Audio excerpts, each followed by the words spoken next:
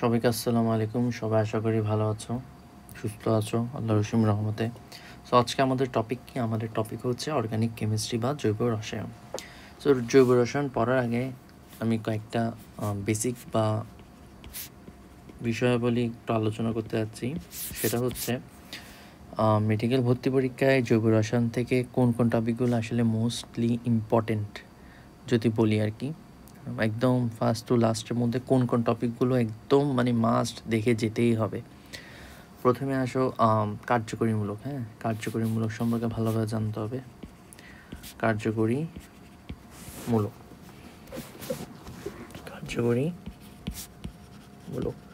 কার্যকরীমূলক সম্পর্কে জানতে হবে। এরপর জানতে হবে হচ্ছে সমানতা। এরপর কি জানতে হবে? এরপর জানতে হবে অ্যারোমেটিক যৌগ।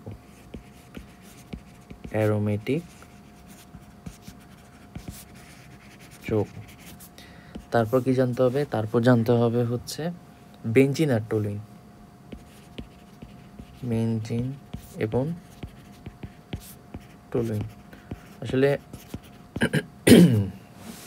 জৈব যৌগ চ্যাপ্টারটা হচ্ছে হিউজ, এত বেশি পড়া, আর মেডিকেলে এখান থেকে অলরেডি 4-5টা কোশ্চেন এমনি চলে আসে। ঠিক আছে। সো জৈব রসায়নের মধ্যে আমার মূলত লাগবে কি কার্যকরীমূলক, সমানতা, অ্যারোমেটিক যৌগ, বেঞ্জিন এবং টলুইন। তার পাশাপাশি আরও কয়েকটা জিনিস লাগবে, যেমন মোটামুটি ইম্পর্টেন্ট, যেমন অ্যালকিন আর অ্যালকাইন। এই তিনটার মধ্যে অ্যালকিনটা মোটামুটি অনেক ইম্পর্টেন্ট। অ্যালকিন, তারপর আছে অ্যালকাইল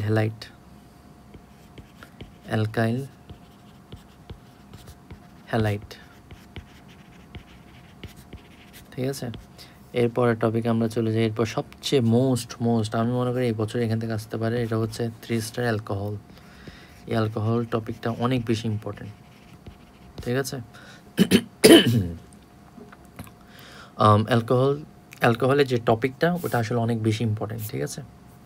আচ্ছা, তারপর অ্যালকোহলের পাশাপাশি ইম্পর্টেন্ট টপিক কি? আরেকটা ইম্পর্টেন্ট টপিক হচ্ছে ইথার। ঠিক আছে। আরেকটা ইম্পর্টেন্ট টপিক কি? ইথার। একটু উপরে যায়, আরেকটা টপিক কি? ইথার। তারপর কি আরেকটা টপিক হচ্ছে amine, aldehyde ketone, aldehyde and ketone. ঠিক আছে। এরপর কি? অ্যাসিড, এস্টার আর অ্যাসিড অ্যান্ড এস্টার। ঠিক আছে। সো এই টপিকগুলো হচ্ছে আসলে মোটামুটি আমাদের অর্গানিক কেমিস্ট্রির জন্য মোটামুটি কি ইম্পর্টেন্ট। এই টপিকগুলো পড়লেই আমরা কি অর্গানিক কেমিস্ট্রিতে একটা ভালো লক্ষ্যে পৌঁছাতে পারবো ইনশাল্লাহ। সো এগুলো হচ্ছে মোটামুটি যা আমাদের অর্গানিক কেমিস্ট্রির মধ্যে ইম্পর্টেন্ট। আচ্ছা, এখন আমরা পরে চলে আসি মেইন যে টপিক, সেটাই চলে আসে অর্গানিক কেমিস্ট্রির মধ্যে। আচ্ছা, এখন আসো আমরা চেষ্টা করবো অর্গানিক কেমিস্ট্রি বইগুলো মোটামুটি একটু পড়া। যখন আমরা একটা জিনিসের মধ্যে বই পড়বো তখন ওটা আমাদের জন্য আরও কী হবে, অনেক বেশি ক্লিয়ার হবে। ঠিক আছে। তাহলে দেখো, জৈব রসায়ন বা অর্গানিক কেমিস্ট্রি আমরা অর্গানিক কেমিস্ট্রিকে আগে বলে দিয়ে আমরা শুরু করব। ঠিক আছে। আচ্ছা, অর্গানিক কেমিস্ট্রি কি? যারা হচ্ছে কি কার্বন আর হাইড্রোজেন নিয়ে কথা বলবে, এদেরকে আমরা বলবো হচ্ছে অর্গানিক কেমিস্ট্রি বা জৈব যৌগ। ঠিক আছে। তাহলে তোমাদের একটা কোশ্চেন আসতে পারে, নিচে কোনটি জৈব যৌগ বা নিচে কোনটি জৈব যৌগ নয়, এভাবে কিন্তু একটা কি আসতে পারে, কোশ্চেন আসতে পারে। ঠিক আছে। তাহলে অর্গানিক কেমিস্ট্রিকে যারা হাইড্রোজেন আর কার্বন থেকে গঠিত হাইড্রোকার্বন আর হাইড্রোকার্বন থেকে উদ্ভূত যৌগকে কি বলি আমরা? কি বলি? জৈব যৌগ। ঠিক আছে। এখন একটা কোশ্চেন আসতে পারে, নিচে কোনটি কি জৈব যৌগ নয়। ঠিক আছে। যেমন কিছু যৌগ আছে, যেমন কার্বনের যৌগ, যেমন ধরো কিছু আছে কি কার্বনের কি যৌগ আছে কিছু, কিন্তু এরা কি জৈব যৌগ না। যেমন একটা যদি আমি বলি, যেমন পটাশিয়াম সায়ানাইড। ঠিক আছে। Carbon monoxide, carbon dioxide, calcium carbide. ঠিক আছে। তারপর কি ধাতব কার্বিনল, যেমন কার্বনিল। ধাতব কার্বনিল যেমন কি NiCO, 4, ঠিক আছে। এটা কি কার্বন থাকা সত্ত্বেও এটা কি কার্বন থাকা সত্ত্বেও এরা জৈব যৌগ নয়, ঠিক আছে। তারপর যেমন কার্বনিক অ্যাসিড H2CO3, হ্যাঁ।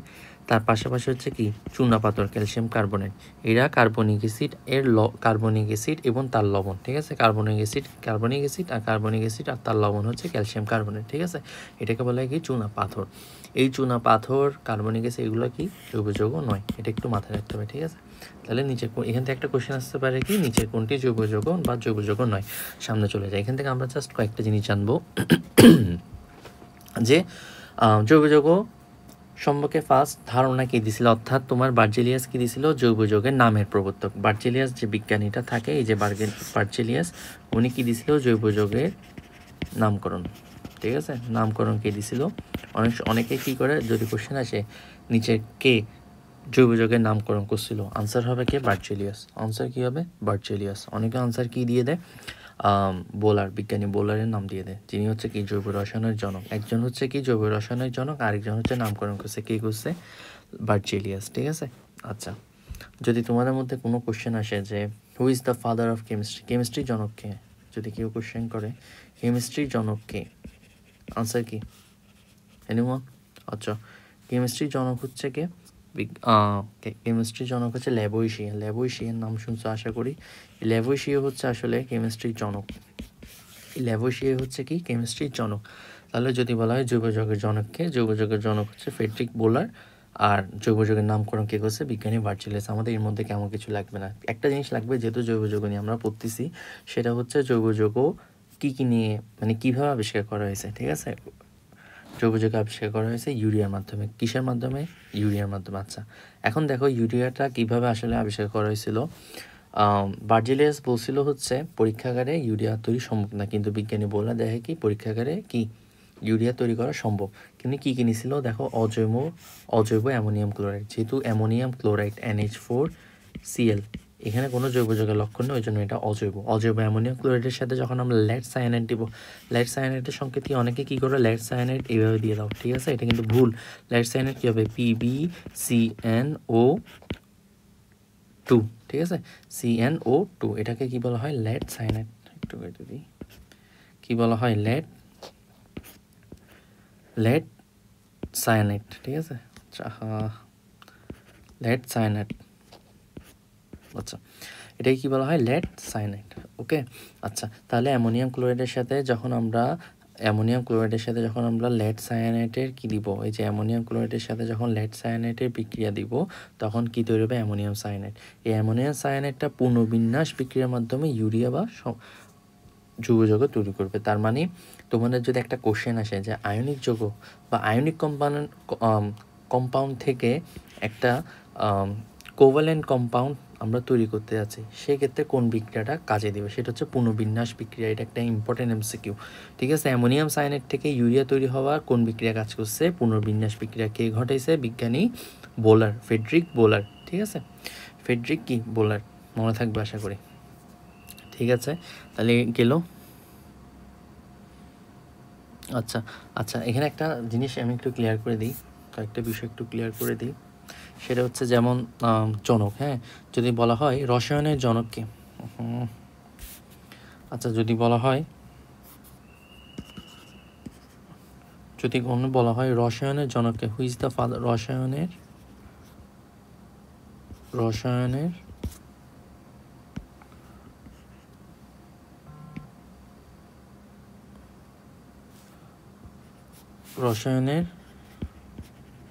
জনককে, হ্যাঁ, যদি বলা হয় রসায়নের জনককে, তাহলে আনসার হবে কি ল্যাভোইশিয়া,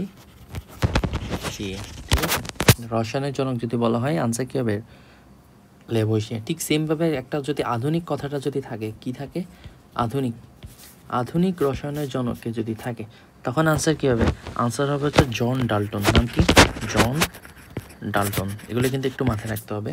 এগুলো আসলে আমরা এই নামগুলো কিন্তু আমরা সচরাচর সবাই জানি, হ্যাঁ, প্রত্যেকটি স্টুডেন্টরা জানি, কিন্তু আইডেন্টিফাই করতে পারি না কে কোনটা আবিষ্কার করছে বা কার কাজ কোনটা, হ্যাঁ। তাহলে কি এটা কি রসায়নের জনককে ল্যাভোইশিয়া, আর আধুনিক রসায়নের জনককে জন ডাল্টন। এগুলো একটু কি বেসিকগুলো জানা একটু ভালো, ঠিক আছে। আচ্ছা, তাহলে এই দুইটা জিনিস একটু ক্লিয়ার করলাম। তাহলে আমরা পরে চলে যাই। তাহলে এখান থেকে এই এমসিকিউ আসতে পারে। এরপরে পৃষ্ঠায় আমরা চলে যাই। পৃষ্ঠা থেকে আসলে এমসিকিউ আসার মতো তেমন কিছু নেই, ঠিক আছে, তেমন কিছু নেই এমসিকিউ আসার মতো। তাও আমরা জাস্ট 3টা জিনিস জানবো। কয়টা জিনিস? 3টা জিনিস। যে আমরা পৃথিবীতে জৈব যৌগের সংখ্যা প্রায় 80 লাখ, কিন্তু অজৈব যৌগের সংখ্যা মাত্র 1 লক্ষ, বা কোথাও কোথাও আমাদের বইয়ে ওই যে পার্থক্য এলিফেটিক আর অ্যানোমেটিকের যে পার্থক্য, ওখানে 90,000-এর কথা উল্লেখ আছে। তাহলে এক জায়গায় হচ্ছে কি জৈব যৌগের সংখ্যা কত? 80 লাখ, আর অজৈব যৌগের সংখ্যা মাত্র 90,000 অথবা 1 লাখ। কেন? এটার কারণে 3টা কারণ। আমাদের 3টা কারণ জানতে হবে, ঠিক আছে? 3টা কারণ সম্পর্কে জানতে হবে। একটা হচ্ছে কি ক্যাটেনেশন, আরেকটা হচ্ছে সমানুতা, আরেকটা হচ্ছে পলিমারকরণ। 3টা জিনিস কি কি? ক্যাটেনেশন, আইসোমারিজম, পলিমারাইজেশন। শেষ, এই 3টা জিনিস। তাহলে একটা কোশ্চেন আসতে পারে, নিচে কোনটি জৈব যৌগের প্রাচুর্যের কারণ নয়? এভাবে কোশ্চেন আসতে পারে। তখন ক্যাটেনেশনের জায়গায় ক্যাটেশন দিয়ে দিতে পারে। ক্যাটেশন, ঠিক আছে? ক্যাটেনেশনের জায়গায় কি দিয়ে দিতে পারে? ক্যাটেশন দিয়ে দিতে পারে, ঠিক আছে? ক্যাটেনেশনের জায়গায় কি দিয়ে দিতে পারে? ক্যাটেশন দিয়ে দিতে পারে। আনসার কি হবে? ক্যাটেনেশন, সমানুতা, পলিমারকরণ, ক্যাটেশনের মধ্যে আনসার হবে ক্যাটেশন, ঠিক আছে? এই 3টা হচ্ছে কি মোটামুটি কারণ জৈব যৌগের আধিক্যের কারণে। তাহলে প্রথমে আমরা চলে আসি কি ক্যাটেনেশন। ক্যাটেনেশন মানে কি? ক্যাটেনেশন মানে হচ্ছে জাস্ট কি শিকলটা বড় করা। এটাকে এর চেয়ে বেশি এখানে আসলে আমাদের কিছু জানতে হবে না। পরে পৃষ্ঠায় আমরা চলে যাই। এখান থেকে আমরা ক্যাটেনেশনের ক্ষেত্রে একটা জিনিস জানবো, সেটা হচ্ছে একটা বিশেষ উদাহরণ কি? ফুলানিক্স। কার্বনের আসলে অনেকগুলো রূপভেদ আছে। আমরা জানি কার্বনের 2টা রূপভেদ সম্পর্কে জানি। একটা হচ্ছে কি হিরক, আরেকটা হচ্ছে কি রূপা বা ডায়মন্ড। হিরক মানে কি? ডায়মন্ড আর রূপা, ঠিক আছে? কার্বনের আমরা হিরক আর রূপা সম্পর্কে জানি আসলে, কিন্তু কার্বনের রূপভেদ হচ্ছে 2টা। একটা হচ্ছে কি হিরক বা ডায়মন্ড, আর একটা হচ্ছে গ্রাফাইট। এই 2টা হচ্ছে আসলে কি কার্বনের রূপভেদ। আরেকটা বিশেষ রূপভেদ কি? সেটা হচ্ছে ফুলানিক্স। তাহলে কার্বনের রূপভেদ হিরক, গ্রাফাইট, আরেকটা কি? ফুলানিক্স। হিরক আর গ্রাফাইটের মধ্যে হিরক বিদ্যুৎ পরিবহন করতে পারে না, কিন্তু গ্রাফাইট পারে। কেন? সংকরায়নের কারণে। হিরকের সংকরায়ন কি? হিরকের সংকরায়ন হচ্ছে sp3, আর গ্রাফাইটের সংকরায়ন হচ্ছে sp2। এই 2টা কারণেই হচ্ছে, এই একটা কারণেই হচ্ছে হিরক বিদ্যুৎ পরিবহন করতে পারে না, গ্রাফাইট হচ্ছে বিদ্যুৎ পরিবহন করতে পারে। আচ্ছা, এখন আসা ক্যাটেনেশনের ক্ষেত্রে একটা বিশেষ উদাহরণ কি? ফুলারিংস। আচ্ছা, আমাকে 1 মিনিট সময় দিবা, এটা একটু করে দিই। আচ্ছা, একটু সময় দিবা আমাকে।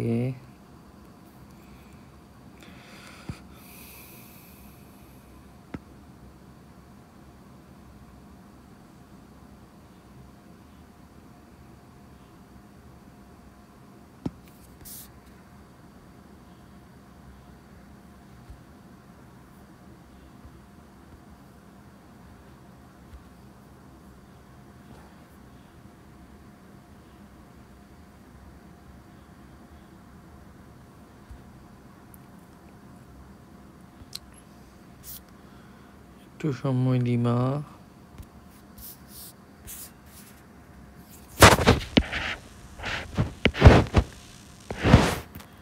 এবার ঠিক আছে, এবার আসো। ওকে, এবার ডান। আচ্ছা দেখো, তাহলে আমরা এগুলো একটু মুছে ফেলি সব। আমরা যা যা লিখছি একটু মুছে ফেলি সব, ঠিক আছে? এগুলো একটু মুছি। আচ্ছা, তাহলে দেখো এই পৃষ্ঠা থেকে আমরা কি জানবো? এই পৃষ্ঠা থেকে জানবো হচ্ছে ক্যাটেনেশনের একটা বিশেষ উদাহরণ কি? ক্যাটেনেশনের একটা বিশেষ উদাহরণ হচ্ছে ফুলারিংস। হ্যাঁ, আর ফুলারিংসের মধ্যে তোমাদেরকে যদি একটা কোশ্চেন করে, ফুলারিংসে কয়টা সমযোজী বন্ধন থাকে? 30 থেকে 60টা, 30 থেকে 70টা কি থাকবে? সমযোজী বন্ধন থাকবে। ফুলারিংসের মধ্যে কি থাকবে? সমযোজী বন্ধন, আয়নিক বন্ধন না। ফুলারিংসের মধ্যে কোন বন্ধন থাকবে? সমযোজী বন্ধন। এখন ফুলারিংসের যদি উদাহরণ দেয়, তোমরা বইয়ে যে 4টা উদাহরণ থাকে, এই 4টা উদাহরণই শুধু জানবে, এছাড়া কোনো উদাহরণ জানতে হবে না। কি কি? একটা হচ্ছে C32, একটা হচ্ছে কি C50, মানে 50, 60, 70। শেষ, 50, 60, 70 আর 32। এই 4টা হচ্ছে কি ফুলারিংসের মোটামুটি বই উদাহরণ দেওয়া আছে, এটা মাথায় রাখতে হবে। এখন যে C60, হ্যাঁ, এই C60 একটা বিশেষ নাম আছে। এই C60টা দেখতে আসলে এরকম। এটার নাম কি? এটার নাম হচ্ছে বুকমিনস্টার ফুলারিং বা বাকিবল। এই ফুলারিং তোমাদের যে C60 বা ফুলারিংয়ের সংকেত যদি আসে তখন কী হবে C60। আণবিক ভর কত 720, 12কে 60 দিয়ে গুণ করলে যা হয় 720। কত কী সংকরিত sp2, ঠিক আছে, এটা কী সংকরিত sp2, আকৃতি কি ফুটবলের মতো, মনে থাকবে।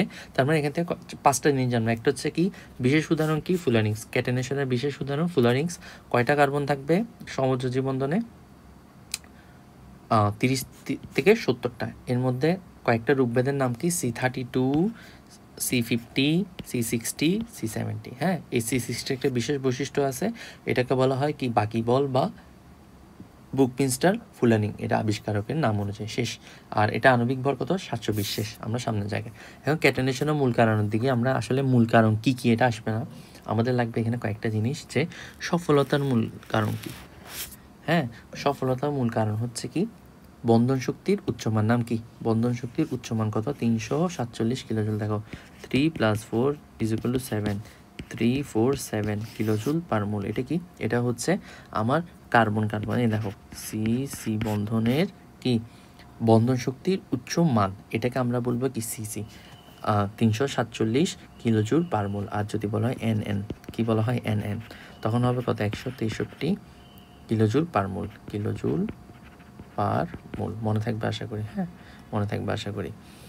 তাহলে কি, তাহলে যদি কোশ্চেন আসে একটা এমসিকিউ আসতে পারে তোমার কার্বনের ক্যাটেনেশনের, চোখ বন্ধ করে বলো দেখি, কার্বনের ক্যাটেনেশনের সফলতার মূল কারণ কি, ওটা হচ্ছে ওদের বন্ধন শক্তির উচ্চমান। শেষ। আর যদি বলা হয় যদি বলা হয় যে কার্বনের তড়িৎ-ঋণাত্মকতার মান কত 2.5, আমরা জানি পর্যায় সারণীতে তড়িৎ-ঋণাত্মকতার মান সবচেয়ে বেশি কার ফ্লোরিনের, তড়িৎ-ঋণাত্মকতার মান কত 4। হ্যাঁ, সবচেয়ে বেশি কার ফ্লোরিনের, মনে থাকবে সবচেয়ে বেশি কার ফ্লোরিনের।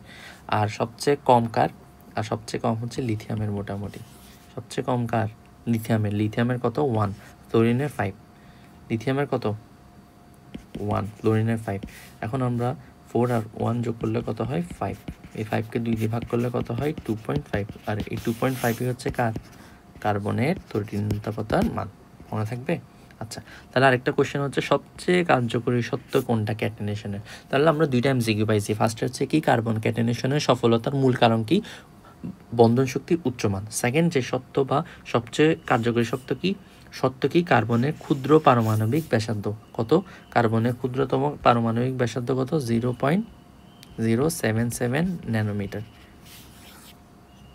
ঠিক আছে, 0.077 ন্যানোমিটার হচ্ছে কি কার্বনের ক্ষুদ্র পারমাণবিক ব্যাসার্ধ। তার মানে কার্বনের ঋণাত্মকতা মান 2.5 আর কার্বনের ক্ষুদ্র পারমাণবিক ব্যাসার্ধ কত 0.077 ন্যানোমিটার। অনেক সময় অপশানে যদি থাকে 0.77 ন্যানোমিটার, লাফা এটা দাগাই দিও, ঠিক আছে। তারপর কি মেডিকেলে টিকবে না, ভুলেও এটা দাগাবে না। আনসার কি হবে, এটা না, আনসার হবে 0.077 ন্যানোমিটার। দেখো এখানে কি দশমিকের পর কি 1 2 3, 3 ঘর, এখানে দশমিকের পর 2 ঘর। অলওয়েজ মনে রাখবা কার্বনের ক্ষুদ্রতম পারমাণবিক ব্যাসার্ধ 0.077 ন্যানোমিটার গেল, ঠিক আছে। আচ্ছা, তাহলে এখানে একটা এমসিকিউ আছে, এটা কি হবে প্রথম পরীক্ষাগারে কোনটা প্রস্তুত করা হয়, এই যে এমসিকিউ এখানে যেগুলো থাকে এগুলো সব কিন্তু আনসার দেওয়াটা হচ্ছে উত্তম, মনে থাকবে। এই এমসিকিউগুলো সবসময় কি দিতে হবে, আনসার দিয়ে দিতে হবে, ঠিক আছে। এই এমসিকিউগুলো সবসময় আনসার দিয়ে দিতে হবে, আশা করি বুঝছো সবাই। তারপর আরেকটা কি পলিমারকরণ ব্যাপারটা কি, পলিমারকরণ থেকে আমার জাস্ট লাগবে কি ইথিলিন থেকে পলিথিন এসে প্রভাবক কি 200 ডিগ্রি সেলসিয়াস তাপমাত্রা, প্রভাবক অক্সিজেন। আসলে এই জৈব চ্যাপ্টার পড়তে সবাই যেটা স্ট্রাগল করে সেটা কি জানো, সেটা হচ্ছে প্রভাবক মনে রাখা। এই প্রভাবক মনে রাখতে সবাই কিন্তু কি প্রভাবক টেম্পারেচার, প্রভাবক, তো দাঁড়াও এখানেও সেটিংটা একটু করতে হবে, একটু কষ্ট দিচ্ছি না, এখানে তো নাই, তাও কেন। আচ্ছা যাই হোক, একটা হচ্ছে প্রভাবক আর একটা হচ্ছে কি টেম্পারেচার, বিভিন্ন কি বিক্রিয়ার টেম্পারেচার, প্রভাবক আর বিক্রিয়ার নাম কয়েকটা বিষয় আছে যেগুলো হচ্ছে আমাদের কি অর্গানিক কেমিস্ট্রিতে মাস্ট কি লাগবে। প্রভাবকের নাম, তারপর টেম্পারেচার, বিক্রিয়ার নাম, তারপর ধরো বিভিন্ন ধরনের ব্যবহার,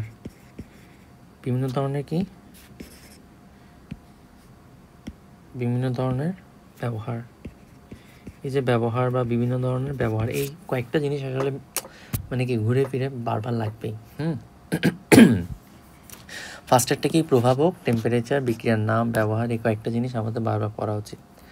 একটু মানে ভালোভাবে পড়া উচিত। কেন ভালোভাবে পড়া উচিত? কারণ হচ্ছে এটা আমরা বারবার গুলাই ফেলি। অনেকগুলো প্রভাব থাকে, অনেকগুলো টেম্পারেচার, যেমন নাইট্রেশন, সালফোনেশন, তারপর বিক্রিয়ার নাম, অনেক ধরনের বিক্রিয়া আছে, উডস বিক্রিয়া, তারপর স্যান্ডমেয়ার বিক্রিয়া, অনেক ধরনের বিক্রিয়া আছে। সো এগুলো আর ব্যবহার, যেমন লাস্টের দিকে অনেক ব্যবহার আছে, ডিনামাইটের ব্যবহার কি, স্যাফলনের ব্যবহার কি, তারপর হচ্ছে বিভিন্ন এসিডের কাজ। এসিড আর অ্যালকোহল, এই দুইটা জিনিস আমাদের জৈব যৌগের জন্য অনেক ইম্পর্টেন্ট। এসিড আর কি, অ্যালকোহল। ঠিক আছে, আচ্ছা তাহলে পলিথিন, আমরা যে পলিথিনটা কীভাবে মনে রাখবো? এইভাবে মনে রাখতে পারি, ধরো তুমি শপিংয়ে গেলা, শপিংয়ে যাওয়ার পর তোমাকে বললো আপনি যদি 200 টাকার চেয়ে বেশি পারচেস করেন তাহলে আমি আপনাদেরকে পলিথিন দিব, আর 200 টাকার চেয়ে নিচে হলে হাতে নিতে হবে, বুঝছো? তখন তুমি কি একটা দীর্ঘশ্বাস ফেলেলা, ঠিক আছে? আচ্ছা এভাবে মনে রাখবা। তাহলে হচ্ছে কি 200 ডিগ্রি সেলসিয়াস টেম্পারেচার, অক্সিজেন প্রভাবক, পলিথিন। যাই হোক, এ পর্যায়ে জৈব যৌগ